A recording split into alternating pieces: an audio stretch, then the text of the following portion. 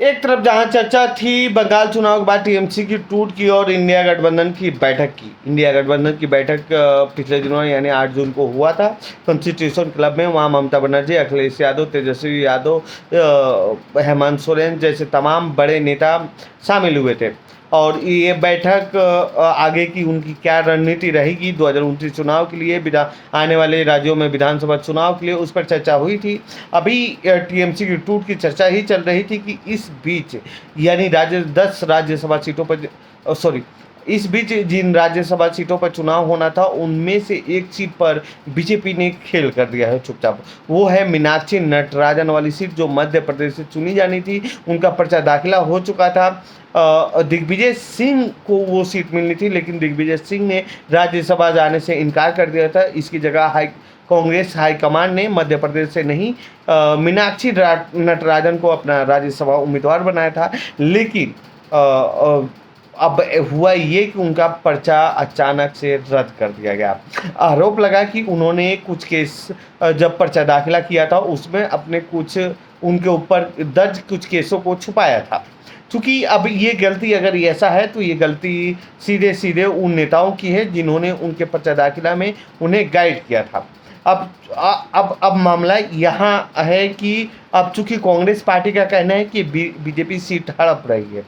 हो सकता है कि बीजेपी ये सीट हड़प रही हो। बीजेपी पे ऐसे विपक्ष के बहुत सारे आरोप लगते रहे, जैसे टीएमसी ने ही बंगाल चुनाव में आरोप लगाया कि उन्होंने जबरदस्ती एसआईआर कराकर और उनके वोटों को इधर उधर करके बंगाल चुनाव को हाईजैक करके चुनाव जीता है। और बंगाल चुनाव के दौरान ये बहुत सी रिपोर्ट में देखने को मिली भी कि बीजेपी ऐसी स्ट्रेटेजी अपना रही है। बिहार चुनाव में भी ऐसा ही देखने को मिला। चूँकि वहाँ बीजेपी की जीत का एक ही फैक्टर नहीं रहा, वहाँ कई सारे फैक्टर रहे। एक तो नीतीश कुमार रहे, दूसरा महिलाओं को जो 10,000 रुपये दिया गया वो भी एक बड़ा फैक्टर रहा जिसकी वजह से बीजेपी वहाँ चुनाव जीती। लेकिन बंगाल में जिस तरह से इन्होंने चुनाव जीता है और जैसे टीएमसी को तोड़ा है वो इस बात को साबित कर रहा है और लोगों के मन में ये संदेह पैदा कर रहा है कि चुनाव के प्रक्रिया के साथ कुछ तो खेल हो रहा है। ये जो भी राजनीति को कवर करने वाले या राजनीति की समझ रखने वाले लोग हैं उनके अंदर ये संदेह तो पैदा हो रहा है। क्योंकि देखिए अब ऐसे तो नहीं होता कि मतलब किसी पार्टी के नेता अचानक से कोई पार्टी हार जाए, अचानक से टूट जाए। पार्टियों में सत्ता से बाहर होने के बाद टूट तो होती है, थोड़ी बहुत होती है, 2-4 विधायकों की होती है, कुछ दागी विधायकों की होती है, दागी सांसदों की होती है, जो सत्ता के करीब रहकर अपने व्यापार चलाते हैं उनके अंदर होती है। लेकिन 80 में से 58 विधायक टूट जाए ये आम बात नहीं है, ये बहुत बड़ी बात है। और 28 में से 20 विधायक टूट जाए ये भी बहुत बड़ी बात है, ये बहुत बड़ी संख्या है। वो भी उस ममता बनर्जी की पार्टी से टूट जाए जो ममता बनर्जी अपनी पार्टी पे फुल कंट्रोल रखती थी सत्ता के दौरान।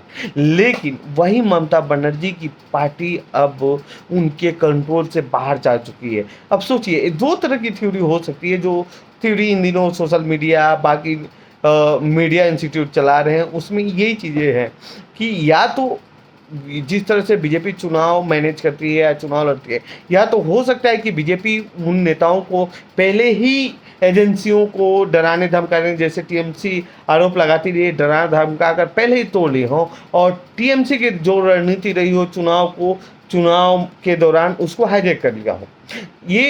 ये तभी संभव क्योंकि 72 सीटों से एक बार दूसरी बार में सीधे 200 सीटों पार चले जाना आसान बात नहीं है।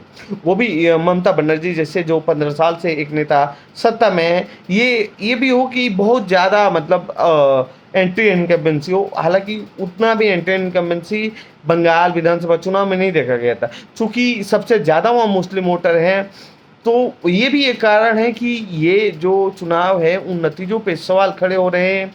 क्योंकि अगर स्ट्रैटेजी अगर रिवील नहीं होती तो शायद इस तरह की टू टीएमसी में नहीं दिखी जाती। जो ममता बनर्जी के सबसे बड़ा मुस्लिम यानी टीएमसी के सबसे बड़े मुस्लिम नेता थे, कोलकाता के मेयर, वो भी पार्टी छोड़ चुके हैं। आखिर वो कहाँ जाएंगे? बीजेपी के साथ जाएंगे, ये वो कहा तो जा रहा है कि बागी गुटों के साथ जाएंगे। बागी गुटों के साथ जाके वो क्या करेंगे? उनकी पहचान तो टीएमसी से है और ममता से है। चूंकि 80 विधानसभा सीटों पर जिन पे टीएमसी जीती है, उस पे तो कम से कम 50% उन विधायकों की जीत में योगदान ममता बनर्जी और टीएमसी की रही है। 50 से 80% जरूर रही है। वो ऐसे कोई भी विधायक नहीं है जो बिना टीएमसी के बैनर तले, बिना ममता बनर्जी के सपोर्ट के चुनाव जीत सके। लेकिन यही होता है कि सत्ता आपके अंदर नहीं है तो डेमोक्रेसी का मतलब कोई नहीं है। डेमोक्रेसी होता क्या है? आजकल के जितने नेता हैं करीब करीब सभी भ्रष्ट हैं। अगर उन पे ईडी सीबीआई जैसे एजेंसियां लगा दी जाती हैं, उनको डराया धमकाया जाता है, तो उनका टूटना तय है।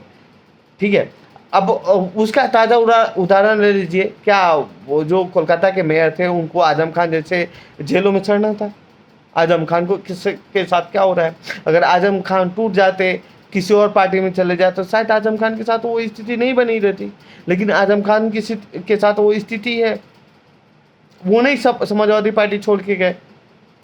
तो वही ऐसे बहुत सारे उदाहरण हैं और टीएमसी के नेताओं के सामने जो वो नहीं करना चाहते। वो शायद ममता बनर्जी के लिए जेल नहीं जाना चाहते। अब जो कोलकाता के मेयर हैं, उनकी उम्र करीब करीब 67 साल बताई जा रही है। 67 साल की उम्र में कौन जेल जाना चाहेगा? हम और आप, कोई नहीं जाना चाहेगा।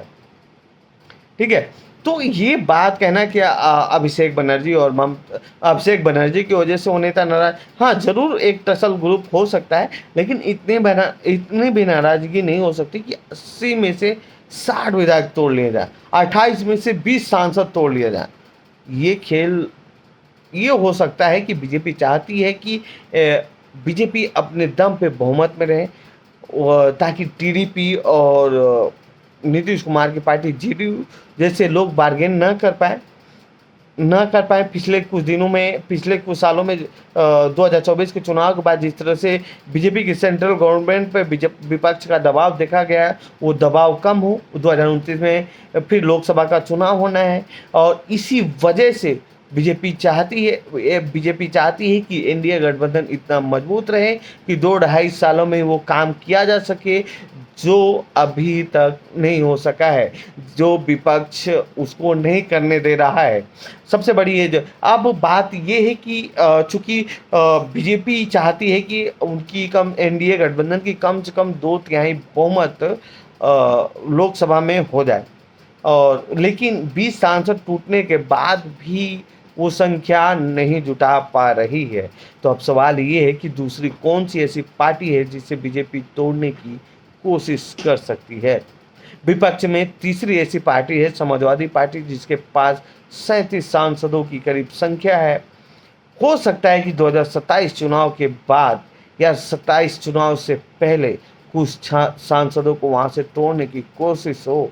विपक्ष को इस बात को मानकर चलना होगा कि अगर यूपी में कुछ भी उलटफेर होता है तो विपक्ष के लिए 2029 का चुनाव बहुत कठिन होने वाला है, 2024 की तरफ भी नहीं होने वाला है। ऐसे में कांग्रेस पार्टी को बड़ा दिल दिखाना पड़ेगा, अखिलेश यादव को 2027 में पूरी तरह से सपोर्ट करना पड़ेगा, बयानों से दूर रहना पड़ेगा, ताकि अखिलेश यादव 2027 में अपनी सरकार बना सकें और बीजेपी यानी एनडीए गठबंधन को करारा जवाब मिल सके और थोड़ा ठहराव मिल सके, ताकि वो 2029 के चुनाव में 2024 जैसे 2024 में चुनाव लड़ी थी उसी स्थिति पर चुनाव लड़े। अगर 2027 में बीजेपी यूपी का चुनाव जीत लेती है तो उसके विपक्ष के लिए यानी कांग्रेस और इंडिया गठबंधन के लिए बहुत मुश्किल होने वाली है।